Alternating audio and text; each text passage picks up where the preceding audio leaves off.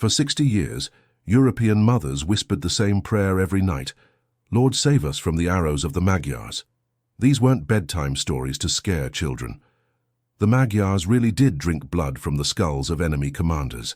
They really did wear cloaks made from the scalps of slaughtered monks. They really did leave pyramids of severed heads so high that crows circled them for months, growing too fat to fly from feeding on the dead. On August 10th, 955, on a blood-soaked field near the Lech River in Bavaria, Otto the Great decided that Europe had bled enough. The Magyars had erupted into Europe in 895 like demons from an apocalyptic prophecy. Driven westward by the even more terrifying Pechenegs, these nomadic horse warriors found a continent completely unprepared for their form of warfare. While European knights fought in heavy armor with rules of chivalry and Christian mercy, the Magyars fought like nothing Christians had ever seen. They appeared from nowhere, struck like lightning, and vanished before any army could respond, leaving only burning churches and pyramids of heads to mark their passing. Contemporary chroniclers literally didn't have words for what they witnessed. Regino of Prum wrote in 910, "They eat raw flesh, drink blood, tear the hearts from captives, and consume them for courage, and use human skin for clothing. They are not men, but demons given flesh." He wasn't being poetic. Magyar warriors did eat the hearts of brave enemies, believing it gave them their defeated foes' strength. Archaeological evidence from Magyar camps shows human bones with clear teeth marks and extraction patterns consistent with cannibalism. Their first major statement to Europe came in 899 when they annihilated the army of King Berengar of Italy at the Battle of Brenta. The Magyars didn't just defeat the Italian forces, they systematically hunted down fleeing soldiers for sport, using them for mounted archery practice. Survivors described seeing their comrades used as living targets, pierced with dozens of arrows, but kept alive as long as possible. The psychological impact was devastating. Some Italian cities simply opened their gates when Magyar raiders approached, rather than risk such a fate. The destruction of Great Moravia between 902 and 906 showed Europe what happened to those who resisted. This Slavic empire, which had existed for 70 years, was erased so thoroughly that historians still debate exactly where its capital was located. The Magyars didn't conquer it, they deleted it. Every settlement burned, every nobleman executed, the entire population either slaughtered or sold into slavery. Archaeologists finding Moravian sites discover a consistent pattern, a layer of ash, then nothing. No rebuilding, no resettlement, just silence. By 910, Magyar raiding had evolved into a systematic terror campaign. They operated on a roughly 3-year cycle, allowing regions just enough time to recover before striking again. In 913, they reached Burgundy. In 919, they devastated Saxony. In 924, they crossed the Alps and ravaged Provence, reaching the Mediterranean. In 926, they penetrated deep into France, reaching the Atlantic Ocean. European chroniclers started calling them the Scourge of God, believing the raids were divine punishment for Christianity's sins. The Magyar military system was terrifyingly effective. Every male was a warrior from childhood. Boys learned to ride before they could walk properly, spending so much time on horseback that Byzantine writers claimed Magyars were physically deformed, their legs bowed and backs curved from constant riding. By adolescence, a Magyar warrior could fire 12 arrows per minute while galloping at full speed, hitting targets at 350 yards, far beyond the range of any European archer. Their composite bows, made from horn, sinew and wood, generated draw weights of 150 pounds, sending arrows through chainmail like cloth. But it was their tactical system that truly terrorized Europe, the feigned retreat, where they would flee in apparent panic, only to wheel around and destroy pursuing enemies with arrow storms. The Parthian shot, firing backwards while galloping away. The coordinated arrow volleys that chroniclers described as darkening the sun. European heavy cavalry, trained for close combat with lance and sword, were helpless against enemies who refused to stand and fight. The psychological warfare was even worse than the military tactics. Magyars would capture noble children and use them for archery practice in full view of besieged cities. They would flay prisoners alive and use the skins to make banners. Women who resisted rape weren't just killed, but mutilated in ways that medieval chroniclers refuse to describe in detail, simply stating horrors that cannot be written. Mass impalement of prisoners along major roads created corridors of death that warned regions of approaching raids. Their appearance alone spread terror. Magyar warriors scarred their faces in ritual patterns, shaved their heads except for top knots that they stiffened with animal fat, and decorated themselves with human trophies. Bulsu, one of their primary war leaders, wore a cloak made entirely from scalps. Blonde Saxon hair, dark Italian hair, red Irish hair from previous raids, all sewn together into a garment that rustled with every movement. Lehel, another commander, carried an ivory horn that legend claimed was filled with the blood of Christian princes, from which he would drink before battle.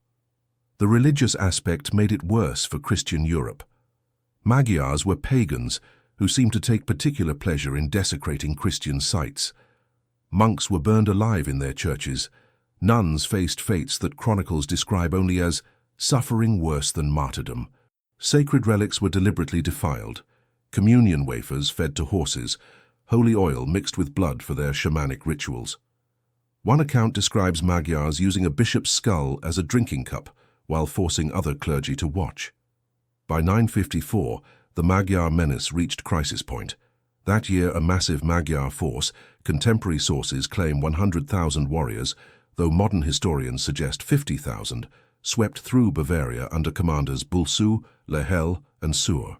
This wasn't a raid, but an invasion, intended to permanently subjugate southern Germany. They devastated Worms, crossed the Rhine near Cologne, and penetrated deep into Franconia.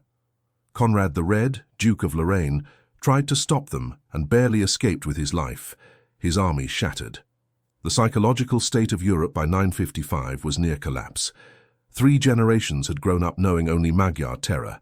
Entire regions were depopulated, either killed or fled. Trade routes were abandoned. Learning declined as monasteries, the centers of education, were primary targets. Some theologians preached that the Magyars were Gog and Magog from the Book of Revelation, signaling the end times. Others claimed they were God's punishment for the sins of the nobility. Peasants reportedly began converting to paganism, reasoning that Christian prayers clearly weren't working. Into this apocalyptic situation stepped Otto, Duke of Saxony and King of Germany.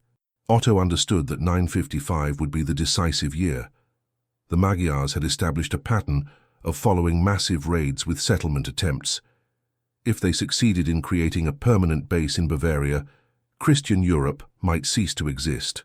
Otto sent messages to every German duchy, every Christian prince, even to former enemies: unite or perish. The response was unprecedented. Conrad the Red, Otto's former rival who had rebelled against him just 2 years earlier, arrived with the Lorraine cavalry. The Bohemians, usually neutral, sent troops. The Swabians, Bavarians, Franconians, ancient enemies united by shared terror. Even Bishop Ulrich of Augsburg, nearly 70 years old, put on armor and prepared to fight. The assembled force numbered around 10,000 heavy cavalry, the largest German army in living memory. Meanwhile, the Magyar force had begun their 955 campaign by besieging Augsburg. The siege showed their evolution from simple raiders to systematic conquerors. They brought siege equipment, something previously unknown in Magyar warfare. They used prisoners to fill the moats with bodies. They catapulted severed heads over the walls to break morale. Bishop Ulrich, leading the defense, later wrote that the Magyars roasted captured defenders alive in view of the walls, the smell of burning flesh carrying over the fortifications. But Augsburg held just long enough. Otto's army approached from the north, and the Magyars lifted the siege to face this threat. The two forces met near the Lech River on August 10, 955. The battlefield was carefully chosen by Otto, a relatively narrow plain between the river and forested hills, limiting Magyar mobility. More importantly, Otto had studied 60 years of Magyar tactics. He knew their every trick, their every stratagem. The night before battle, Otto fasted and prayed. He had brought the Holy Lance, allegedly the spear that pierced Christ's side at the crucifixion. Contemporary accounts claim the lance glowed with divine light, though this might have been torchlight reflecting off its golden ornaments. Otto addressed his army: Tomorrow we fight not just for Germany, but for Christendom itself. God will decide between the cross and the pagan darkness. The Magyars, supremely confident after 60 years of victories, performed their pre-battle rituals. Magyar shamans sacrificed prisoners, reading omens in their death throes. Warriors drank from their skull cups and sharpened their arrows with stones taken from burned churches. Bulk-Su reportedly boasted that by nightfall he would add Otto's scalp to his cloak. Dawn on August 10th came with fog from the Lech River shrouding the battlefield. The Magyars opened with their traditional tactic, waves of arrows launched from extreme range, trying to disorder the German formation before contact. But Otto had prepared. His men carried larger shields, wore heavier armor, and most importantly maintained discipline. The arrow storms that had shattered so many European armies broke harmlessly against the German formation. Seeing their arrows ineffective, the Magyars shifted to their most reliable stratagem, the feigned retreat. The center of their line suddenly broke and fled in apparent panic. In 60 years of warfare, this trick had never failed. Pursuing enemies would break formation, chase the fleeing Magyars, only to be surrounded and annihilated when the flight reversed into a coordinated counterattack. Otto didn't move. The German line held perfectly still. The psychological impact on the Magyars was devastating. For the first time in living memory, their signature tactic had failed. Worse, by pretending to flee, they had actually ceded the momentum to the Germans. Otto seized the moment, ordering his heavy cavalry forward in a controlled advance, not a wild charge. What followed challenged everything the Magyars knew about warfare. The German knights didn't pursue wildly, but advanced in formation. Their heavy armor, which Magyars had always mocked as slow and clumsy, proved impervious to arrows at close range. The Magyar light cavalry, superb in fluid combat, found themselves pressed against the Lech River with nowhere to maneuver. Then Conrad the Red, seeking redemption for his previous rebellion against Otto, led a suicide charge directly into the Magyar camp. This wasn't part of Otto's plan. Conrad acted independently, seeing an opportunity. With 1,000 Lorraine cavalry, he smashed through the Magyar reserves and hit their supply train. The psychological effect was shattering. Magyars, seeing their camp burning, their slaves escaping, their accumulated loot being seized, began to panic for real. The battle became a slaughter. Pressed between Otto's advancing line and Conrad's cavalry ravaging their rear, the Magyar formation collapsed. Thousands tried to escape across the Lech River. The weight of men and horses turned the crossing points into death traps. Bodies piled up at the fords, damming the river. The water, according to chroniclers, ran red for 3 days afterward. Those who made it across found no safety. Otto had stationed troops on the opposite bank. Magyar warriors, exhausted from fighting and swimming, were cut down as they emerged from the water. Others drowned, pulled down by the weight of their equipment or trampled by their own comrades in the desperate escape attempt. Conrad the Red paid for his heroism with his life. Struck in the throat by a Magyar arrow during his charge, he died watching the enemy camp burn. But his sacrifice had broken Magyar power forever. By nightfall, the field belonged to Otto. Contemporary accounts claim 5,000 Magyars died in the battle itself, with thousands more drowning or being hunted down in the following days. The 3 Magyar commanders, Bulk-Su, Lehel, and Sur, survived the battle, but were captured shortly afterward. Their execution at Regensburg was public and deliberately symbolic. Otto chose hanging rather than the honorable beheading given to noble enemies. The scaffolds were built extra high, so the crowds could see. Bulk-Su, still wearing his scalp cloak, cursed Christianity until the rope silenced him. The legend of Lehel's death became infamous. On the scaffold, he requested one last blow of his ivory horn. When Conrad of Franconia, different from Conrad the Red who had died in battle, approached to hear the horn, Lehel struck him in the head with it, supposedly cracking his skull. "You will go before me and prepare my way to the afterlife," Lehel allegedly said before being hanged. Conrad died from his injuries days later. The blood-stained horn, known as the Lehel horn, is still displayed in Hungary as a national relic. The immediate aftermath was systematic extermination. Otto ordered no mercy for Magyar stragglers. German peasants, after 60 years of terror, needed no encouragement. Magyars were hunted through forests like animals. Bodies were left unburied as warnings. Mass graves from this period show evidence of execution-style killings, skulls with single axe wounds, bodies still bound. The freed slaves found in the Magyar camp presented horrible evidence of their captivity. Many were mutilated, eyes gouged out, tongues cut, hamstrings severed to prevent escape. Children showed signs of being used for archery practice with blunt arrows, enough to cause agony but not death. Women freed from the Magyar camp were found to be pregnant from systematic rape. The Bishop of Augsburg ordered special dispensation allowing these women to terminate pregnancies, an almost unprecedented ruling in medieval Christianity. The long-term impact was immediate and permanent. The Magyars never raided Western Europe again. Within a generation, they had converted to Christianity and transformed from nomadic raiders into the Kingdom of Hungary. King Stephen I, crowned in 1000, was Bultzu's grandnephew. The descendant of the scalp-wearing pagan became a Christian saint. Hungary became Europe's eastern shield, protecting the continent from later threats like the Mongols. Otto's victory transformed him from German king to Holy Roman Emperor. Pope John V crowned him in 962, creating an empire that would last until Napoleon dissolved it in 1806. The battle established the supremacy of heavy cavalry that would dominate European warfare for the next 500 years. It proved that disciplined, heavily armored knights could defeat even the most mobile enemies. The battle also marked a psychological turning point. Europe had faced and defeated its nightmare. The chronicler Widukind of Corvey wrote, "On this day, Christ showed that he had not abandoned his people. The demons from the east were cast back into darkness. Churches across Europe rang bells for 3 days straight. The terror that had defined 3 generations was over. Archaeological evidence continues to reveal the battle's scale. In 2000, construction work near Lechfeld uncovered a mass grave containing over 800 skeletons, showing violence trauma. Skulls split by axes, ribs pierced by spears, Magyar arrows still lodged in bones. Isotope analysis confirmed these were mostly Magyars, their dental patterns matching nomadic dietary habits.